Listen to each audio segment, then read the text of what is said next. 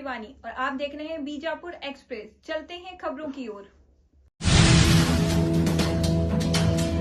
ಈ ದೇಶದಲ್ಲಿ ಇವತ್ತು ಅತ್ಯಂತ ವಿಜೃಂಭಣೆಯಿಂದ ಈ ಬಾಬಾ ಸಾಹೇಬ್ ಅಂಬೇಡ್ಕರ್ ಜಯಂತಿಯನ್ನ ಆಚರಣೆ ಮಾಡ್ತಾರೆ. ಅದರ ಪ್ರಕಾರ ನಾವು ಕೂಡ ನಮ್ಮ ಜಿಲ್ಲೆಯಲ್ಲಿ ಬಾಬಾ ಸಾಹೇಬ್ ಅಂಬೇಡ್ಕರರ ಜಯಂತಿಯನ್ನ ವಿಜೃಂಭಣೆಯಿಂದ ಮಾಡ್ತಾ ಇದ್ದೆವು.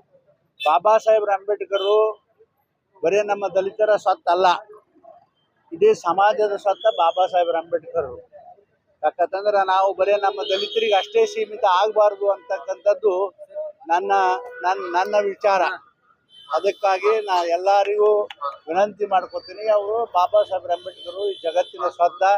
ಇವರು ಈ ದೇಶಕ್ಕೆ ಒಂದು ದೊಡ್ಡ ಕೊಡುಗೆಯನ್ನ ದೇಶಕ್ಕೆ ಕೊಟ್ಟಾರ. ಅದಕ್ಕೆ ನಾವೆಲ್ಲರೂ ಕೂಡ ಈ ಒಂದು ಬಾಬಾ ಸಾಹೇಬ್ ಅಂಬೇಡ್ಕರ್ ಜಯಂತಿಯನ್ನ ವಿಜೃಂಭಣೆಯಿಂದ ಆಚರಿಸ್ತಾ ಇದ್ದಾರೆ.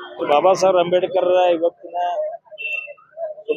ಜಯಂತಿ ಶುಭ ಸಂದರ್ಭದಲ್ಲಿ ಈ ನಾಡಿನ ಜನತೆಗೆ ಶುಭಾಶಯಗಳನ್ನು ಕೊಡ್ಲಿಕ್ಕೆ ಬಯಸ್ತೇನೆ.